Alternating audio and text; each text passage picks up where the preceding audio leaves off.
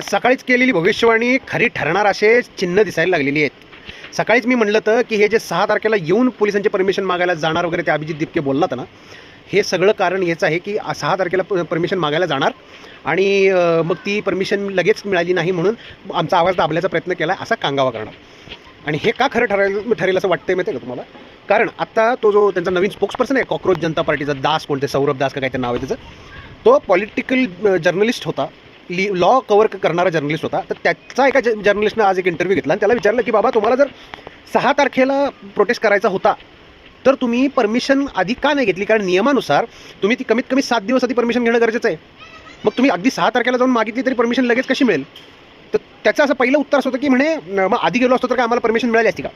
मग ती म्हणते मग 6 तारखेला जाऊन काय होणार आहे? तर ती मग त्याच्यावरती म्हणतो की म्हणे आमच्या पोलिसांवर विश्वास आहे, पोलीस कोऑपरेट करतील।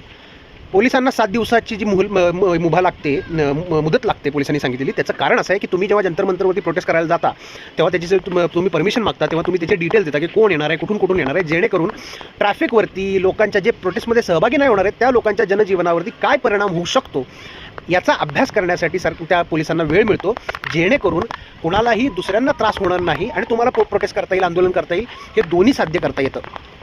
आणि त्याचं कारण असं आहे की आर्टिकल 19 अनुसार आंदोलन करायची परमिशन जरी असली तरी ती काय म्हणतात त्याला निर्बंध पण परमिशन नाही आहे की कुठल्याही तुम्हाला पाहिजे त्या पद्धतीनं करा, त्याच्यावरती संविधानिक बंधनं आहेत।